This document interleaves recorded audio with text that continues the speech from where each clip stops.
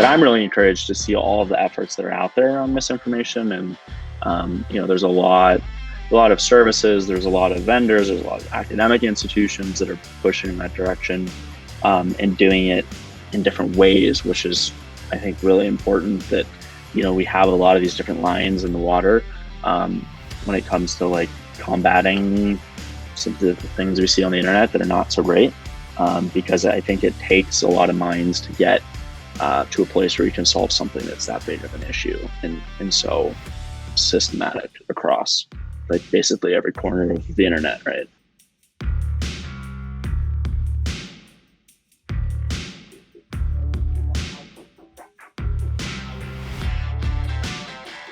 Welcome to the News Nirvana podcast. I'm your host, Nick Parker. The News Nirvana podcast features conversations with media professionals from across the country, highlighting our ever-evolving business models and showcasing the strong and effective journalism produced each and every day. This podcast is made possible to you by the generosity of Town News. Town News delivers solutions, services, and guidance empowering local media organizations to thrive in an ever-changing digital world. Contact Town News today to learn more how they can help you thrive. Connect with them at townnews.com. Reilly Kneedler, welcome to the News Nirvana podcast. Yeah, thanks for having me. Appreciate it. You are digital audience editor for Wick Communications. You're based in Arizona. Where are you? The Phoenix area? So I'm actually up in Washington State. So we are based in Arizona, but I'm at one of our papers. I'm starting strong. Yeah. I don't know why. No, Our initial meeting when I wrote in my notes that you were down in Arizona. So yeah. Great note taking. This is journalism 101. Yeah. No worries. Well, Wick Communications, you said you've got about 20 newspapers in your group? Yep. So we've got about 20 papers, mostly West, Midwest. So we are based in Arizona, but we've got a few throughout the state, and then all the way up to Alaska, Midwest, South Dakota, North Dakota, all the way down to Louisiana. So we're pretty well spread out. And you are mostly the smaller community-sized newspapers? Yeah, these are all, for the most part, your small to mid-sized community hometown newspapers. So our populations are somewhere between the like 10 to 50,000 range, somewhere in there. Most of our papers are, go back a century in history, and we've got, an all weekly in Alaska. We've got some specialty pubs, but yeah, for the most part, they're kind of your bread and butter, hometown local papers. These are a lot of the papers of the last 5-10 years that have really kind of struggled. That size newspaper. What's the landscape look like for you guys right now?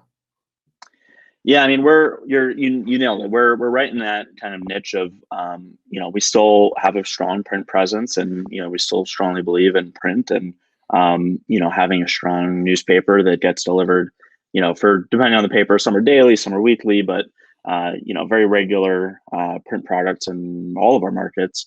But we're, like everyone, making that shift toward digital, and kind of maintaining the historic nature of that print legacy product with introducing cool, new, innovative things, and doing the best we can on both fronts throughout the way. So. Well, and that's hard always. Like, change is always hard, but as an industry, we're old, so we don't like change.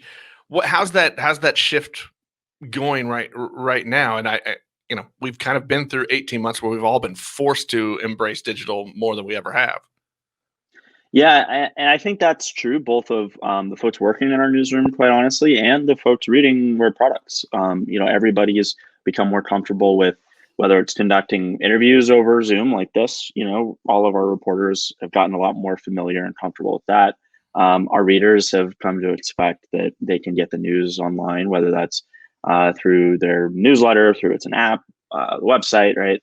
All these things. So I think we've seen that adoption over time, of course, continue to speed up with everybody has their phone and those other factors. But especially through the pandemic, I think that's really bumped up adoption of digital. We've seen that both in subscriptions and traffic, in adoption of newsletters and app downloads. All those things, all those metrics you look for have been very strong for the last 18 months here. So, yeah, I've always said it. I think it's kind of, people have gotten more used to it, like you said, And I think consumer wise, I look at most of my professional life is doing these things, is talking to people for podcasts or video series. And I think people got used to the canny audio that comes with somebody sitting in front of the computer, because everybody did Zoom or whatever video conferencing software for all of that time. And so, I used to worry so much about sound quality, and now I'm not as worried about it, because I think people just got used to it. Yeah, I completely agree. It's I think it's a little bit analogous actually to like there's this thing. I came out through editorial, the newsroom side, right, and through photography primarily.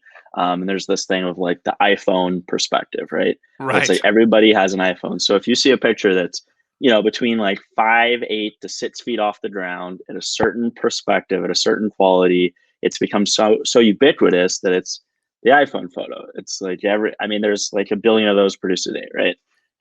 And it's very comfortable for people to have that kind of angle and perspective.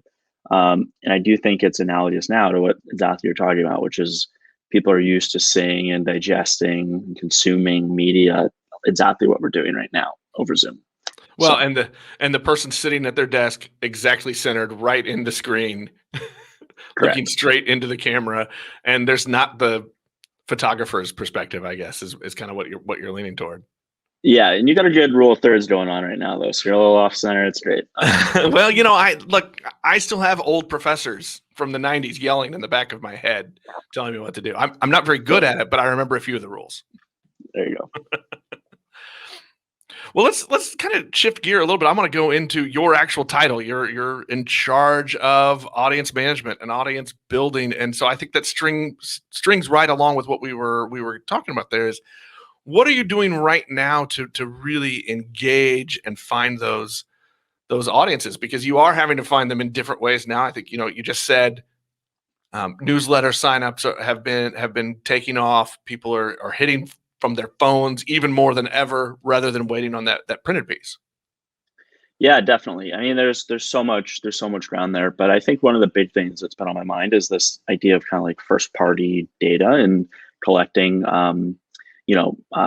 information, content information, building connections with people individually. And, what that really means is that we're in a very good position. I think our company and the size of our markets, because we have such a strong relationship with our readers, right? So these, for the most part, are brands, if you want to call them brands, or newspapers that go back a century, have been there for generations. And so they're very well trusted in the community, which I think gives us a step up in this kind of new world of building this like loyal digital audience, right? And that's really what my job and my role comes down to, is being able to connect the most readers with the most important content as much as possible.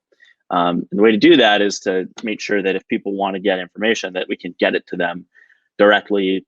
And there's a lot of factors that go into that. So social media is obviously a big one. We talk about that a lot as a society now, of like data privacy use, what information people have, how they have to go through Silicon Valley to get to the news they're looking for, whether that news is trustworthy, right? So there's a lot of elements there.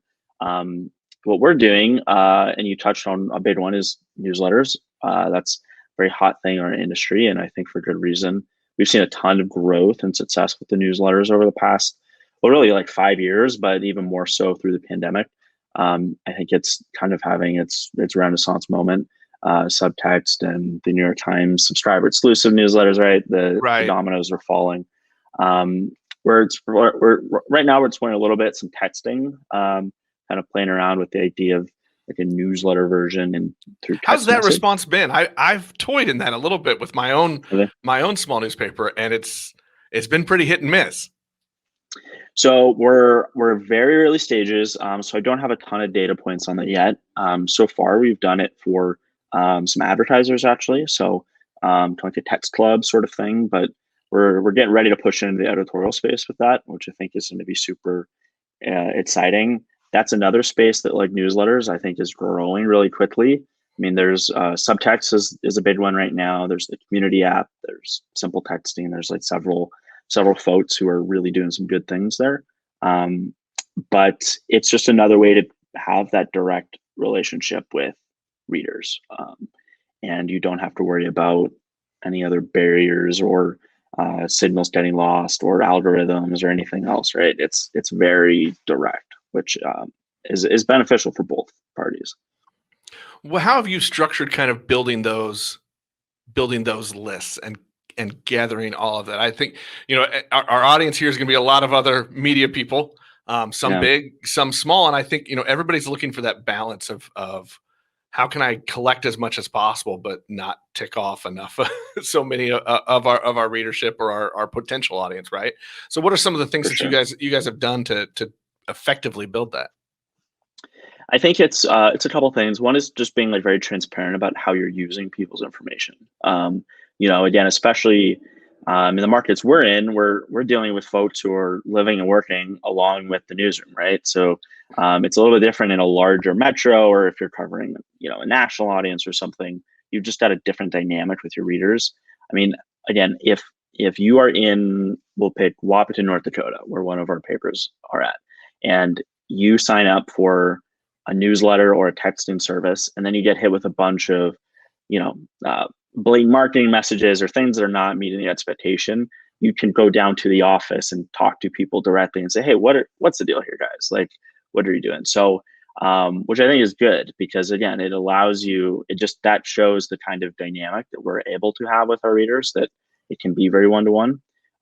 So being transparent about how you're using their information from the jump is paramount. Um, Well, and I think logist that's the thing that we can't that a smaller paper and a smaller community can do that the bigger ones can't. I mean, Right. the entire lifespan of these smaller community newspapers has been you build the audience because the people in your community see your reporter at an event. They see them Totally. covering at City Hall, at school board meetings, at prep sports things, Yep. community events, those kind of things. And so I think what you're talking about is just kind of an extension of that natural relationship building. It definitely is, and I think logistically the way you go about it is important too. We have newsletter opt-ins on our website, right? Like every other publisher, but we're also integrating those into, say, like welcome email series for new subscribers. So you subscribe to the paper for multitude of reasons. You're going to get a series of emails, a drip campaign essentially over the course of your first few weeks, where it's a hello from the publisher and the editor saying thank you. Then maybe it's, hey, check out this podcast that we have, check out this email newsletter, sign up for a texting service. And so you're kind of able to granularly introduce these different methods, which again is you're kind of like intentionally positioning that ask along the journey. So to your question about how you execute it, I think that's the second component is the logistics of when to ask for the information. Did you jump right in on building that drip campaign and those things? And I'm thinking of some of the smaller newspapers as they set things up. That can be pretty intimidating if you haven't jumped into that world before. Yeah, and it totally depends on the email service provider you have. So some of them have built-in features for that make it like way easier, and you're not doing development, you're not getting like super in the weeds. Right. We had to do a little bit of custom stuff to make it happen, but we were fortunate that we had the core functionality already there. So definitely talk to your email service provider and see what options they have to reduce that. That workload, because you're right, it can be a bear for sure. Because you are a data guy, you are way on the nerdier side than I am. What other stuff are Yeah. you looking at to build audiences and to engage people in new ways? So there's a few core ones, but everything we do data wise is under the auspices of the audience funnel. So this is something very well documented by the Google News Initiative. They've got a ton of resources out there under this idea of, it's the core concept is you start at the top with this like very casual readership, right? People who follow you on Facebook, people maybe visit your website once in a while. And what you want to do is you want to push them down this funnel into being more habitual and be more loyal, and coming to you as a trusted resource in the community. And then eventually get them all the way to the bottom where they say, you know what, the work you're doing is so impactful that I'm willing to support you financially. And then there's kind of an hourglass that's retaining them after they've done that. So again, all of the metrics that we're implementing are under that. So a big one, things like pages per user per month. How many pages is an individual user visiting in a 30-day span. That's a big one I track for all of our papers, and it just speaks to that kind of loyalness. And you can slice and dice that by newsletter readers, or people coming from social, or people who are subscribers, or people who are on mobile versus desktop, session duration, how long people are staying on your site in a single visit, things like that are kind of the core ones that I pay attention to.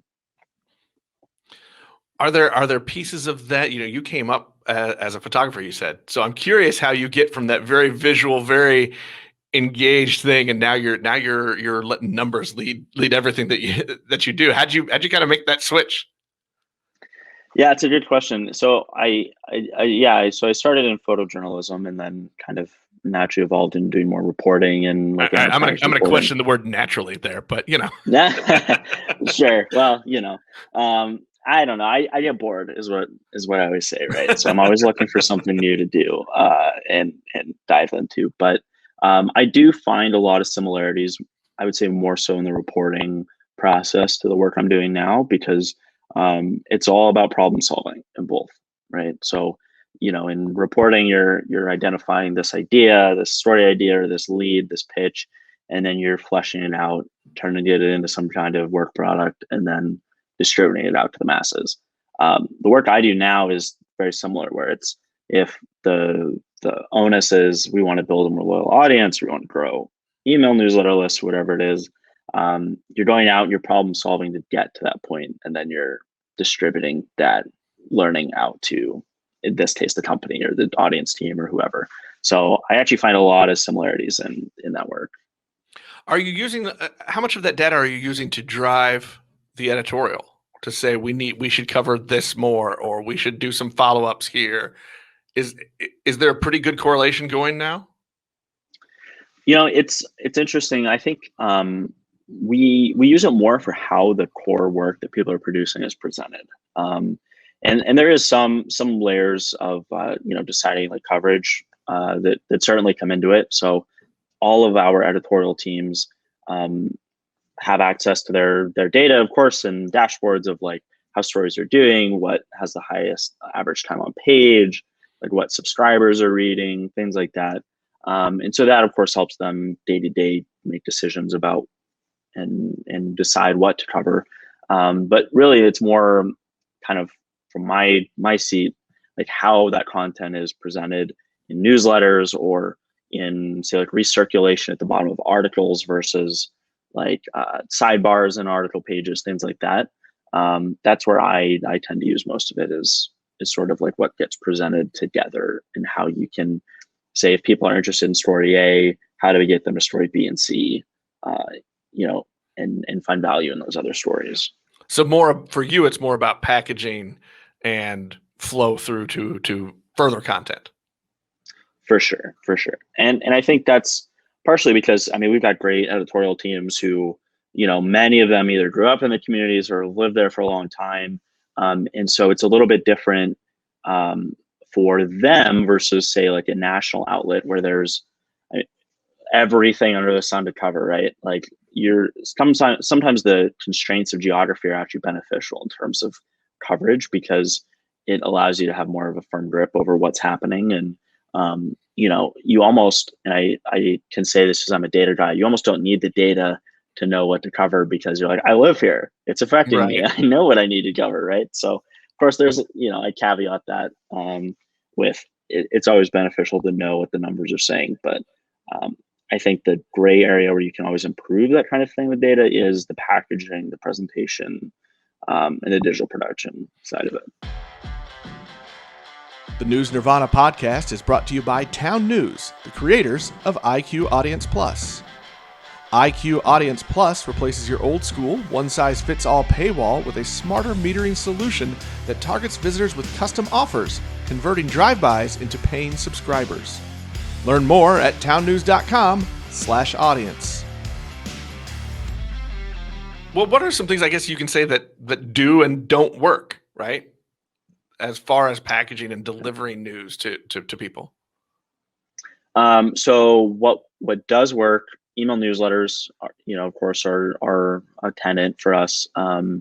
Things like Instagram stories, Facebook stories. We've seen great success with those as another signal to the algorithm that people are interested in this content. And it's pretty well documented that if you're engaging with a page on Facebook stories, you're probably more likely to see their post come up in your algorithm in subsequent days and weeks. So you can kind of have those things build upon each other to see growth in social engagement.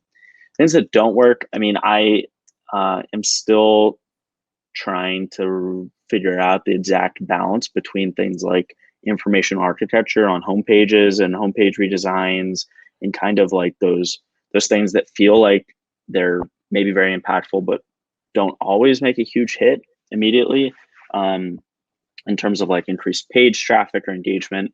Like we're sort of looking at folks call it like sideways traffic or dark traffic, or there's like a lot of names for it, where you're skipping the homepage, you're going right to an article page, because that's how so many of our users are consuming the media now.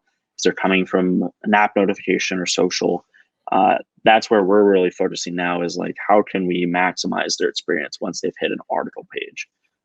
So we've put homepage a little bit on the back burner, which some folks will disagree with me on.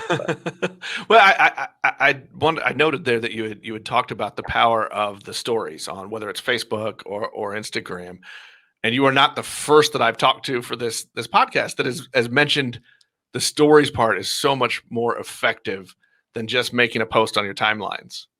Yeah. We had one guest earlier from a broadcast station where they questioned whether or not to even put content on the timelines other than just a teaser and a link, because when they put the content out there, nobody's coming back to driving back to their site. But the stories sections seem to be a different animal that do have kind of that, I guess, that effectiveness.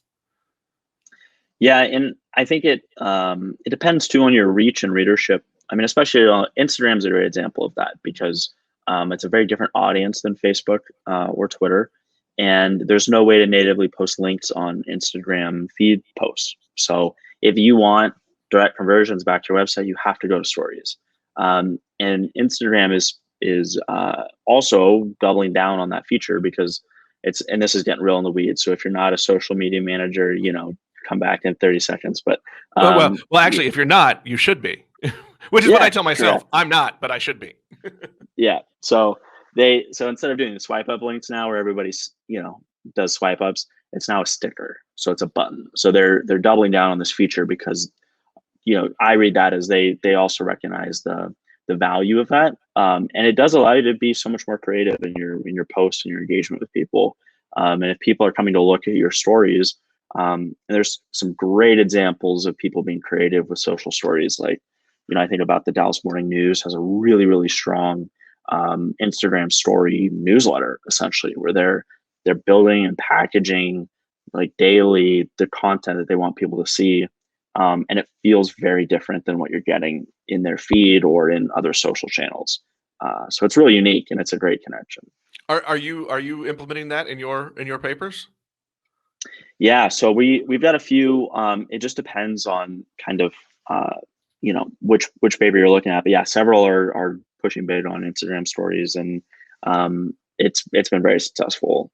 The conversion rates are really strong, actually, through stories on IG, even though that's not like a traditional place people go for news articles. Yeah, it's been great. Well, and that's curious to me, because and maybe this is just age showing, but I always feel like Twitter is the place I go for news feeds. Yeah. But I think more and more, you're right, more and more audiences are coming from those Instagram feeds, and not the timeline feeds, the stories. Yeah, and we'll still use timelines for photos or videos and kind of the usual way. But my kind of heuristic approach to it is that I think it's possibly just that people do go to Twitter for news so much that they have more news sources that are following than they can possibly digest. Whereas Instagram, it's for the average user, probably a lot more friends and family, and maybe one or two news sources, somebody national, somebody local, or something, maybe a niche interest.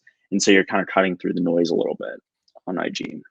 When you're out talking to your individual papers, your 20 some, out there, how are you working with them to structure their processes to build these kind of things into their posting process? Because that, I think that can be really intimidating to a lot of people. Is, I've already got my workflow, right? We put the paper to bed, we do this, we do this, we do this.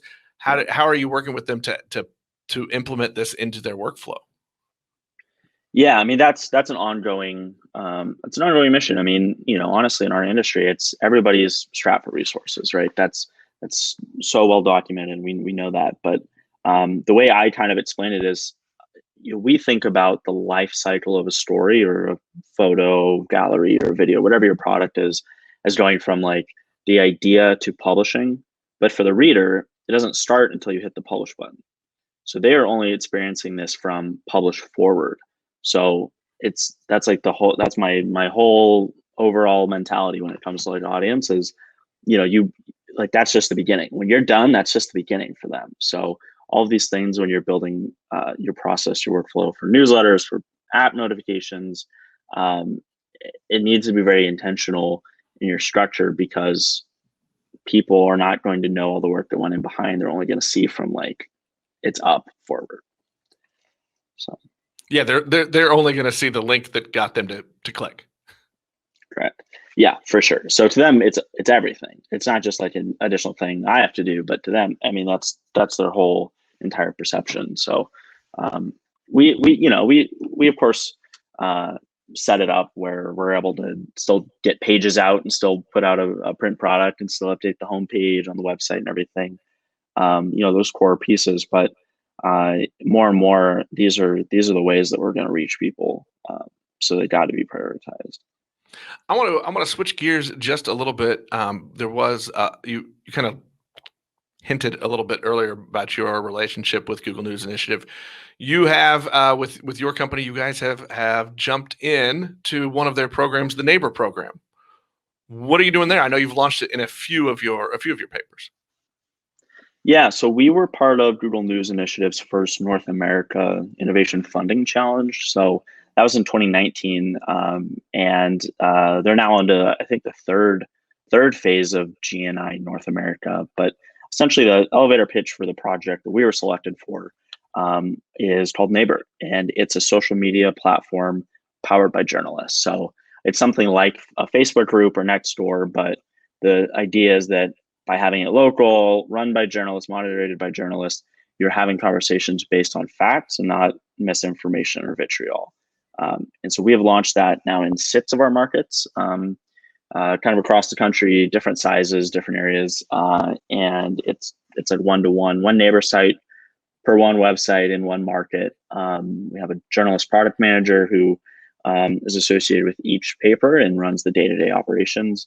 And we've kind of rolled them out iteratively, but the oldest ones are now about 18 months old.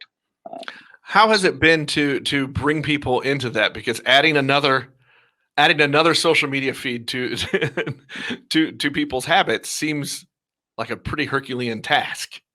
So what's the Yeah, buy-in been like? it's been very strong, actually. The user acquisition has been very, very strong in all of our markets. And I think, again, that kind of goes back to that idea we were talking about with, introducing things like email newsletters or texting or whatever channel you're introducing. It's how you make that ask. And I think that's one of the benefits of, being able to go into a market where you already have that brand, is that you're introducing this in conjunction with the other offerings in our ecosystem. So this is not replacing anything else we're doing. It's another outlet for the readers who want to participate to come in and engage. So, of course, it'll never be for everybody, but again, it's been a really strong growth kind of across each market. So, Are there some good stories that you can share from that implementation? I mean, have you seen some things that give you, I guess, kind of give you hope that it's really going to grow and catch on?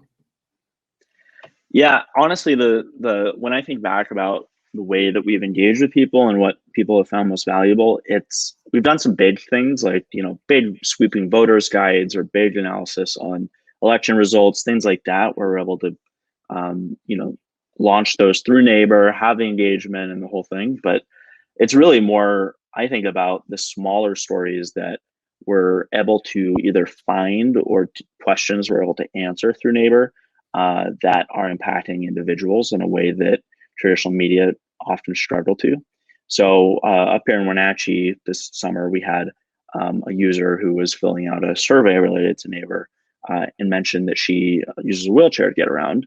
But in her neighborhood, the sidewalks were not ADA accessible. So she struggles to get off the sidewalk to go across the street, get back up on the sidewalk.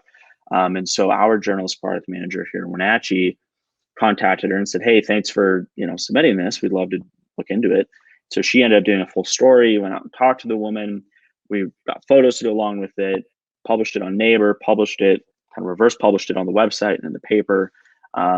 And we're able to bring to light this woman's issue who, maybe she could have reached out through another channel and gone through the usual ways to submit a story idea. But we got a lot of those where people are finding this outlet, this kind of discussion board, this local community conversations resource, and able to get information about very small things, but it's small in the scope of like everything we do, but it's big to them. I mean, to her, it's a very material issue that, really only your local newspaper is in a position to address, right? It kind of goes back to what we were talking about in the very beginning of this, is that relationship kind of thing that local papers rely on so much, right? Is to be seen and perceived as a part of the community. And this is just another tool, and I think probably a needed tool right now when we've been so isolated from the communities we're covering. Yeah, I mean, for sure. Another quick example there is, so we had somebody early in the pandemic ask about playground accessibility. So, it was like March or April, right? Very early. It was very unsure what was available in terms of like open in parts. And this woman went to a park and saw it was like the playground equipment was taped off, and she was like, "My kids are home from school. Like, it's COVID. Like, I need a place. Like, what's open?" And so our journalist product manager actually went around to the parks, surveyed what was open and not open, built a map, an interactive map, and was able to publish that on Neighbor and answer this woman's question with, "Here's exactly where you could take your kid and go out and escape being home all day every day during quarantine." So That's fantastic audience engagement right there. I mean, that's everything you hope for, right? yeah, totally.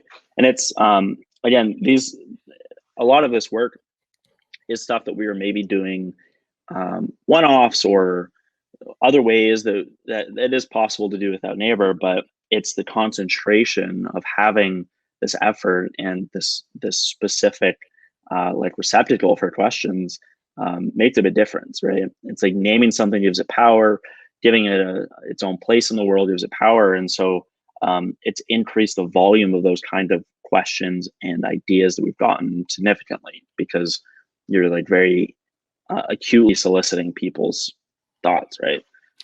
Whereas previously the only outlet was like, "Hey, if you have a story idea, send it to newsroom at blank." Right. Right. Right. So Do you feel like that's kind of rebuilding those relationships and those places inside the communities? Because look, the media has been the tennis ball, right? And I think as a lot of these smaller newspapers have disappeared over the years or just shrunk to almost inoperable sizes, we've kind of gone missing, and we haven't had those relationships. Is this kind of technology tool, data tool, really? I mean, even though it's data, is that bringing the personal side back into it in those relationships? definitely, I think that's You 100% don't have to say accurate. it's a silver bullet, but Yeah, and I mean we're still very early in the process too. I think that's important that we're learning along the way. It's been so insightful for everyone involved to see this unfold. But yeah, everything we've seen has been very encouraging. I think the other component to what you were just saying that's strong is that it's allowing us to connect with readers on an individual level. They're able to see reporters or editors or journalist product managers by name and face engaging one-to-one. Like I often think I did not know the names of very many readers before we launched this. Now I could give you a list of like 100 that I know by name. And I think that's something that, for those who are in either editorial or an audience, how many of your readers can you name that don't just send you mean emails, right? Because before, that's probably the only way I saw names, right? Right. Yeah. And, and that's been big. That's been big. I, To be able to I think know your audience individually. that's a huge note. Is that because you're right. I mean, for as long as anyone can remember, the only readers you ever remembered were the ones that called you or wrote you, right? And they Right. were, and Yeah. those physical mail or email or phone calls were all usually were not happy. Yeah, and I mean those are good feedback too, right? We still get those, as on occasion, but it's really allowed us to have that connection. And to your point, I mean, it's a big thing when newspapers go away, is that people don't, obviously they don't get the daily updates on all the things that we cover with school boards and emergencies and everything else, but they also don't get that kind of editorial page or letters to the editor, or kind of these other like community building, minds coming together elements. And this is one of the ways that we're introducing that to our community. So Where do you think we can use these kind of tools going forward? How can we evolve them a little bit, or how do you see them evolving? so we're doing a lot of things under Neighbor that I think are going to be pretty exciting in the next couple of years here. I think overall, really what we're looking to do is more closely integrate in our ecosystem. So we want to make Neighbor like a very even more core component of what we're offering. I think as an industry, we're like, this also harkens back to what we were talking about with like first party data and those like direct relationships.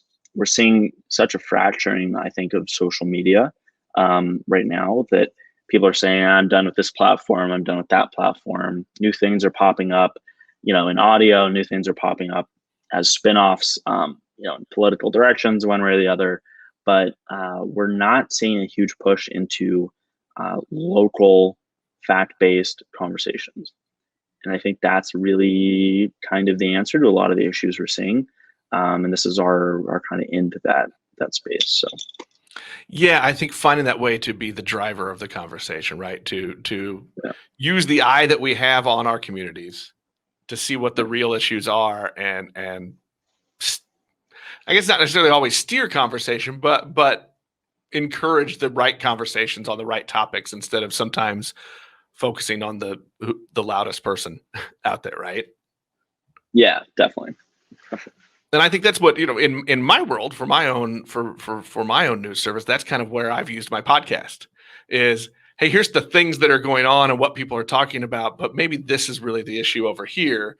This is the thing that we should really be talking about, and trying to encourage debate and conversation on that rather than on the thing that everybody's worked up about because, well, that's what they saw on Facebook.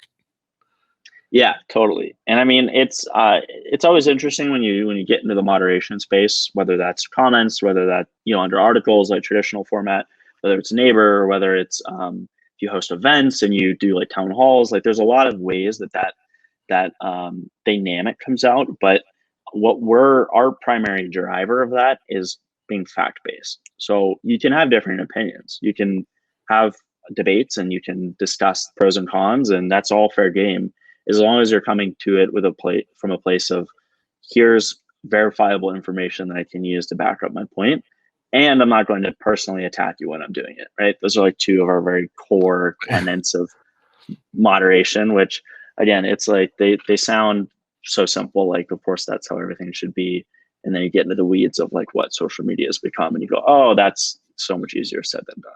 Right. Well, creating the space where you can, the word sounds more harsh than I think it really is, but where you can enforce that kind of thing, right? Where Yeah, we're going to have the conversations, we're going to talk about the opinions, but we've got to make sure that our stories are right.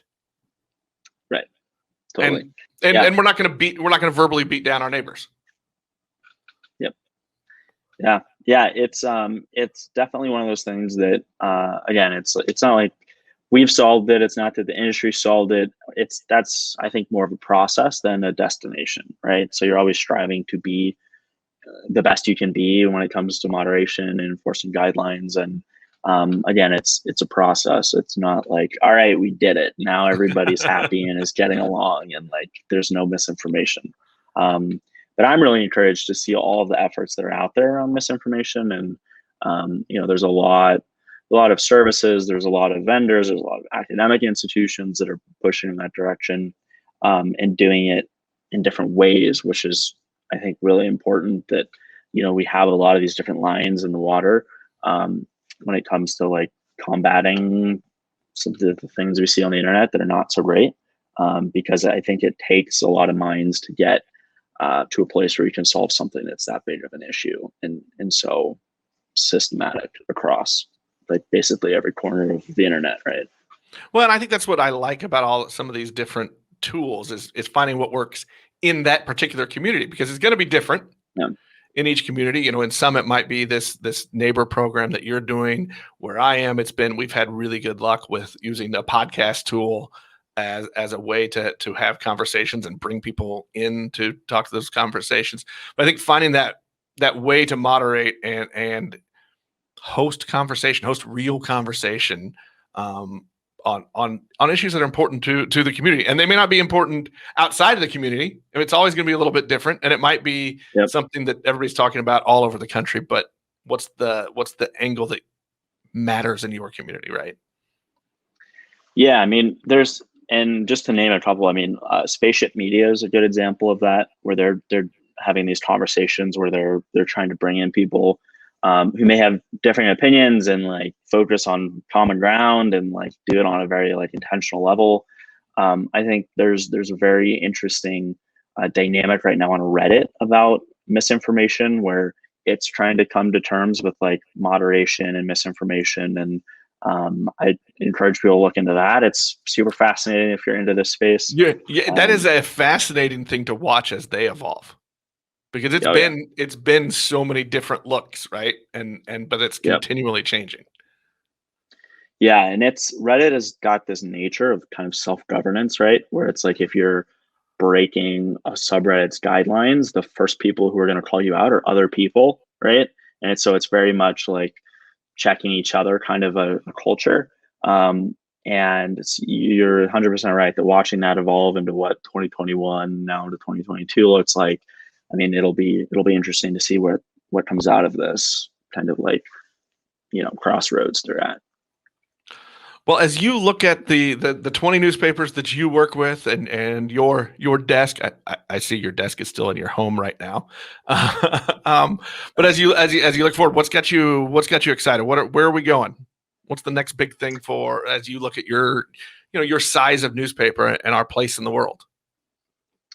Yeah, I mean, I'm super interested. I'll give you like a very, very recent kind of newsy one, which is this conversation around Apple and its app guidelines. I'm sure some folks have seen that about collecting payments in app. So previously, it was very difficult for news publishers to solicit subscriptions in mobile apps without giving a rev share back to Apple. That was their whole monopoly.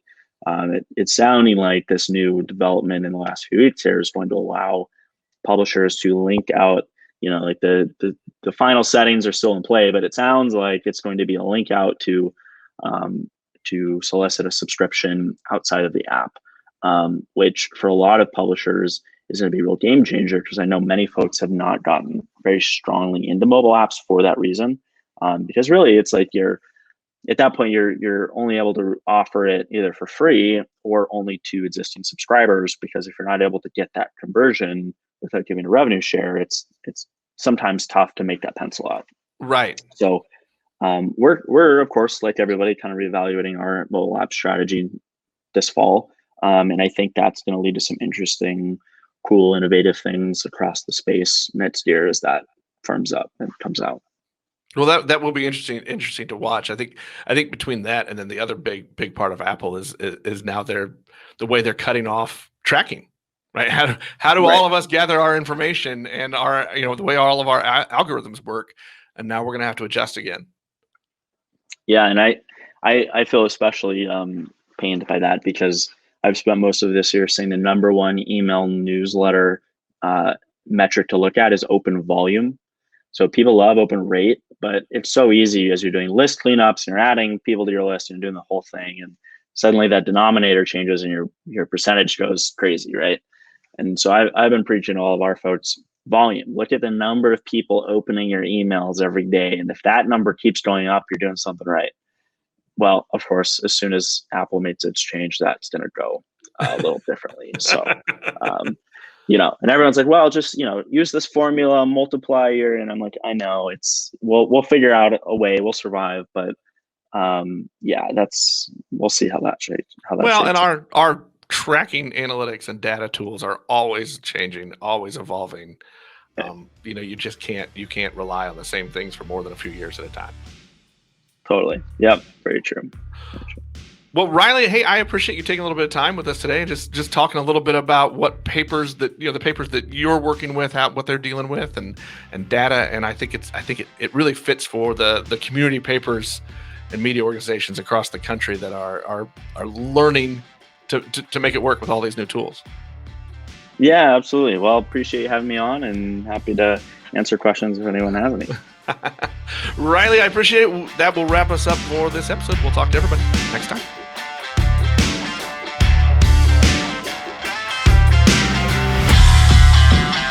The News Nirvana podcast is available on Apple Podcasts, Google Podcasts, Spotify, or most any of your favorite podcast apps. The News Nirvana podcast is made possible by the generosity of Town News. Connect with Town News at townnews.com. The News Nirvana podcast is produced by Fredcasts. Think, speak, act,